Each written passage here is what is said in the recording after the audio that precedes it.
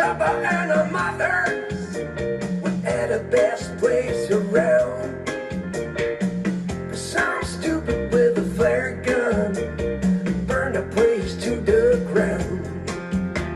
Smoke on the water, fire in the sky. Smoke on the water.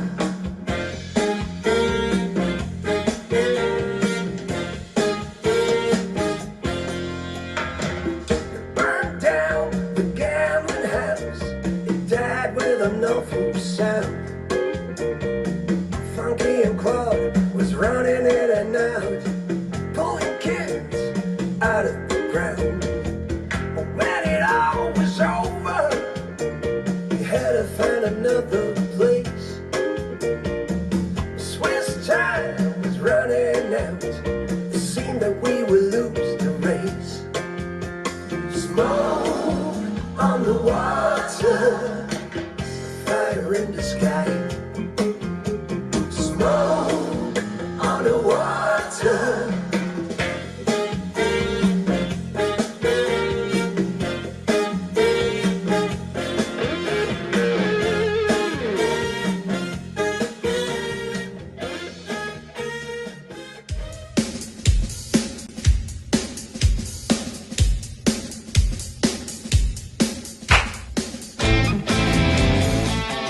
You wanna know what goes on backstage? Oh, come on. Let me take you by the hand. Ow! Rudy, are you ready? Ladies and gentlemen, The way I see it, Barry, this should be a very dynamite show. You know, I have no idea what the name of this program is, but you're watching it. Backstage, All you ever want, backstage, all you ever need. backstage. Your dreams will be fulfilled once you are there. You'll never wanna leave. You wanna sell your ass for that backstage pass. Backstage is just for the invited. Backstage, they've laid on everything. Hello, darlings. Here is another episode of my weekly streaming, Rudy Backstage International. Here from on the road, we see a little bit of Freddie Mercury, and we also see a little Rudy here. I got this from my 50th birthday. It's a one-to-one copy of the original, a little bit smaller, but I mean, looks pretty much, and you can play with it, as a professional puppet player. Today, I'm talking about Whitney Houston. It has a reason. Many of you know that I had the privilege of working quite a lot with her, but there is a new book out in America by a certain Mr. Kennedy. Didn't we almost have it all, if I remember correctly, in which he says that Whitney was lesbian, Whitney was gay. And many fans from around the world, knowing that I worked with her, etc., are asking me, is it true? Is it not true? Please tell something about it. So I'm not only talking about this, but this is obviously, the book is the reason that this episode of Backstage International deals with Whitney Houston and this question, but also a little bit with Whitney Houston and Freddie Mercury, because there are things which not everybody knows. So let's start from the scratch. This book is out now, and I don't know if this gentleman ever met Whitney. I can say from the very beginning, when I very first met Whitney, which was when her first album was released, because I did a lot of work with and for Clive Davis. And I basically interviewed her almost with every album release or tour or anything that was interesting. So the collection of interviews I have is quite big. And from obviously in the book, Mr. Kennedy says that Whitney was always in love with Robin Crawford, who also a few years ago wrote a book and admitted that they had a sexual affair, Whitney and Robin. And that, you know, the mother of Whitney, whom I also had the privilege to interview, I interviewed her for both of my films, Whitney Close-Up, and also the one I did with Nick Noland as a co-director called Can I Be Me? In this book, the author says that the mother was so furious that she said, you have to marry a man, and that this was the reason for the marriage with Bobby Brown. Well, in my opinion, it's a little bit different. What I can say, and I can only say things that I experienced. I'm not part of the he says, she says kind of rumors. That's not Rudi Dolezal style. I can tell you what I saw with my own eyes. I can tell you what I talked about with Nippy, as we called her, or other people. And I can tell you what my impression is. And I am not sort of somebody who thinks that, you know, there wouldn't be other opinions, obviously legitimate as well. Fact of the matter is that from this very first interview, and I remember it pretty precisely, it was in Montreux, and Whitney was very shy. Yeah, she was like almost coming out of a, I don't know, a church school or church choir. And from the first moment, it was clear that Robin was the boss. Robin was there. She said where the light should be. Whitney said, Robin, am I looking right? Robin checked the camera. So a lot of people thought at the time that Robin Crawford is the manager, which she never was. She was the executive assistant, as far as I remember, was her official title. But she was in charge. The two, Whitney and Robin, or Nippy and Robin, as we called them, knew each other from early on and trusted each other. So I did interviews with Whitney then in Hamburg, in Berlin, I remember Munich, I remember New York, I remember Atlanta, many, many places around the world. And then, if I jump, came the 99 experience when actually Robin was the driving force of Whitney, you know, asking me if I want to do the documentary of her life, basically starting with the incident when Clive Davis called me and said, Rudi, we have a problem. And I said, oh my God, we talked quite often on the phone, yeah. Also my then partner, Hannes Rosser. And he said, well, Whitney was just awarded Entertainer of the Decade from Black Music Television, BET. I said, oh, what's the problem? Congrats, you know, that's great. I was like, well, the problem is that Whitney is not in America to receive the award, but she will be in Mannheim in 2 days. So I want you to take a bunch of cameras and cranes and what have you, and go there and film one song where in the front, before the song, she says, I'm so sorry I can't be with you, obviously to the American audience of the award, but I dedicate this next song to you. And it was, what a coincidence, the new single, which I think at the time was My Love Is Your Love. I said, sure. I mean, a one-day notice on a production like this, that was the usual rock and roll world of the late 90s, actually also of the 80s. You know, I did similar things for the Rolling Stones and Queen. Oh, Queen was always better planned, thanks to Jim Beach. But so I went there. We did the filming. I didn't only film this one song, but the whole concert.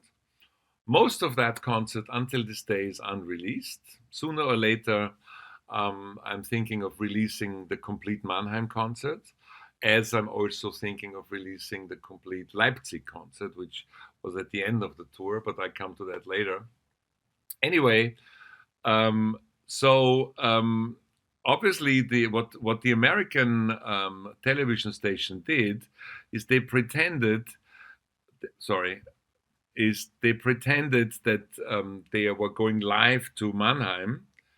The truth was that we pre-recorded it a day or two earlier, so it had to be checked. I was editing, and I think Michael Baker was doing the sound, if I remember correctly. He was the musical director at the time. Hi, Michael. Very dear, good friend. Saw him recently in Los Angeles.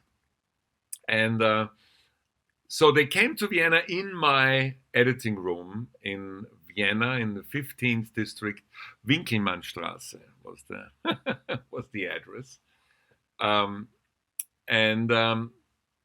This was a very quick thing, because my team, as I have to say, most of the time did a very good job.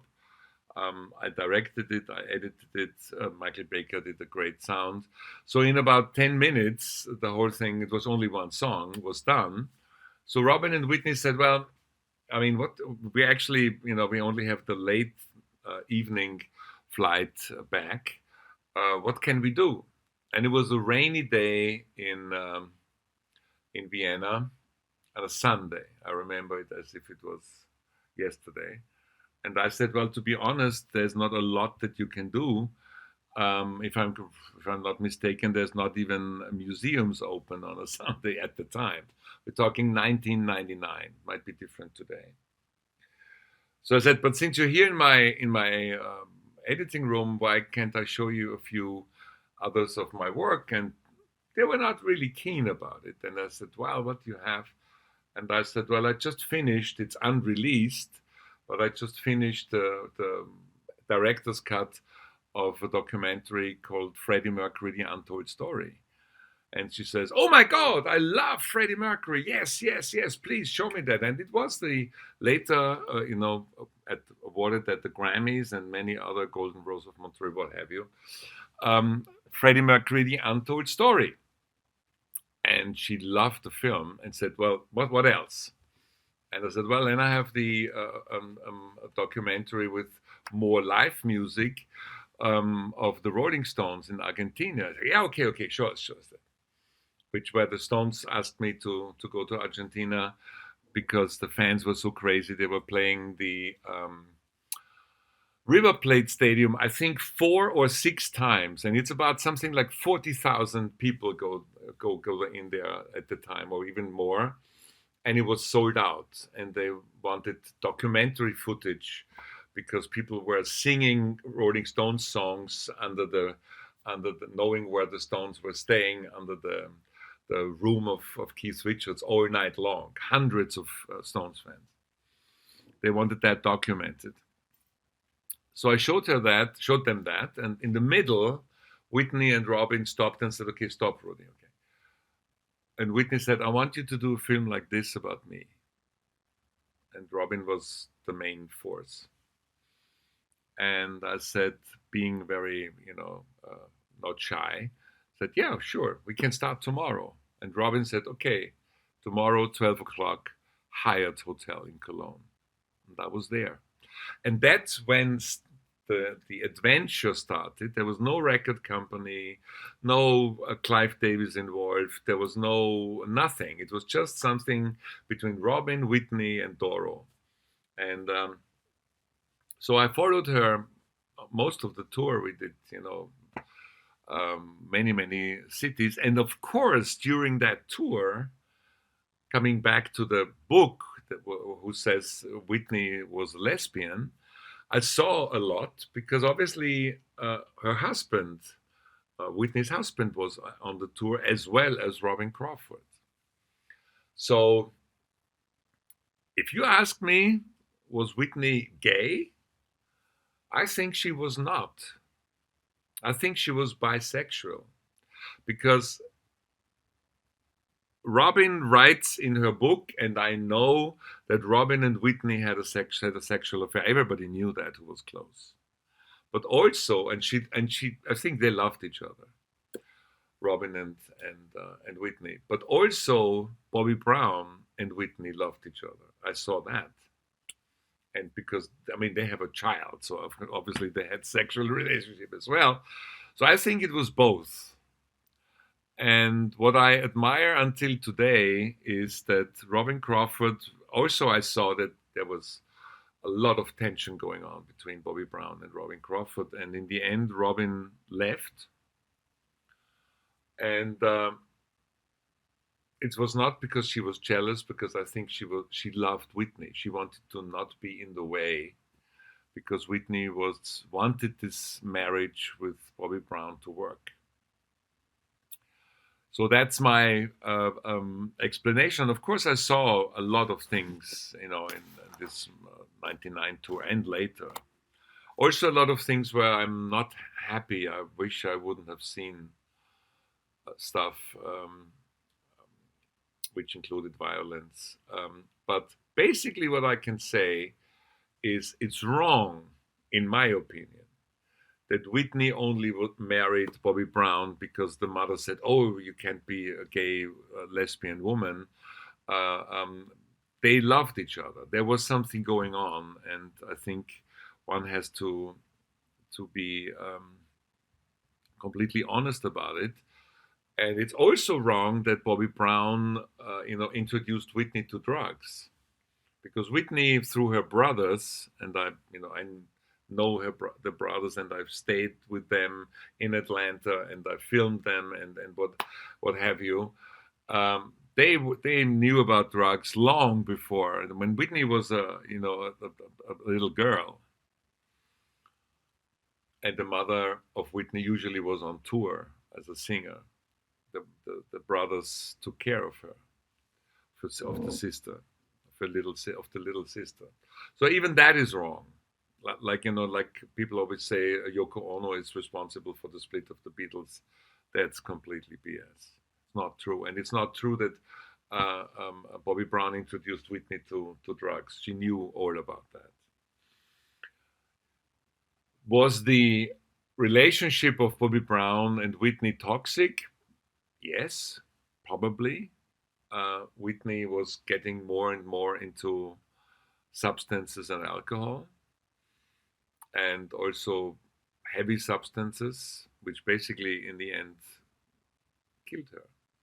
But if you ask me what killed Whitney Houston, I tell you, she died of a broken heart. First, the mother, who was never there when she needed her. It's my opinion. Whitney, being a mother herself, had the same problem with Bobby Christina. And on the other hand, the father whom she adored, who finally turned against her, being her manager in the beginning of the career, that was something that Whitney destroyed her. So, but actually, as I say in my film Close Up, by interviewing the drug specialist who tried to help Whitney getting away. I mean, we have to say one thing. She always tried to get away from drugs and alcohol. There was several attempts, which shows me that she was not somebody who, didn't think and, let's just take drugs and not think and what have you. No, she was aware. I mean, it was destroying her voice. I remember talking to her, and she had so many plans, because she was clean for quite a while before she went to Los Angeles to this tragic Grammy week where finally it happened. And as people who saw my film know, that I was in that very hotel room in Los Angeles for about 5 or 6 days. First of all, filming, and then also I wanted to experience, and talk to all the people who were still alive, who were there. Mary and also the bodyguard and everybody. What was the reason that this great-looking woman, who a few years before signed a record deal for $100 million, who had all the records in the music world and this great film hits and what have you, why did she die in that tragic way? And I think the answer is, artists, and this started with Freddie Mercury, or I started earlier with Jimi Hendrix and what have you, even before, but people I know or I worked with, in the art, in the world as an artist, and that also goes for me, you always go for the impossible. That's what Freddie told me very early on. Always go for the impossible. Never try to be second best. Do something that nobody has done before. So we are always, those people like Whitney Houston, Keith Richards, Freddie Mercury, they always do something where people tell them, oh, you can't do that. It has never been done before. And they go over this line in the artistic work. And it brings great results. And there's one area in the life where you can't do this. And that's when you're dealing with your own health. Because none of them is Mr. Superman or Superwoman, and you can't take substances and no sleep and this and that and and unhealthy life and think it has no effect. And that's my explanation to the tragic death of Whitney Houston. The book still is not uninteresting. There's quite a lot of things in there which of course Whitney fans know.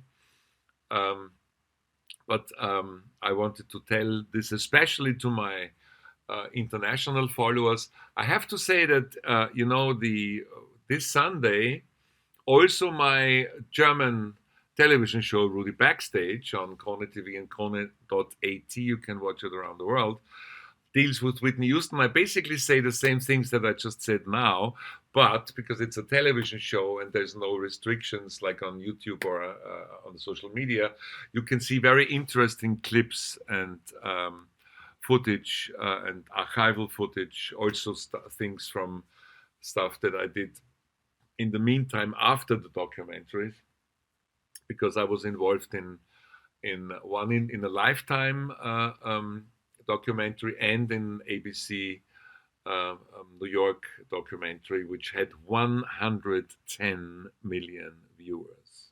110 million viewers. The producer called me. The television viewers and Hulu, which is like Netflix, together.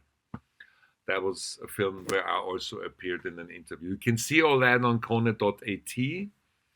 And even if you don't understand what I'm talking in German, you know now what I'm saying. It's basically a very similar program. Thank you very much for watching. Next week, I'm going to talk about Michael Jackson and Freddie Mercury. And I hope you are safe, and I hope you are healthy. And what's the most important thing in life? Love and respect.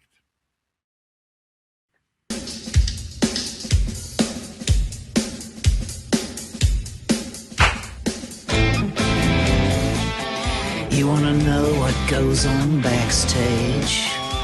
Oh, come on. Let me take you by the hand. Ow!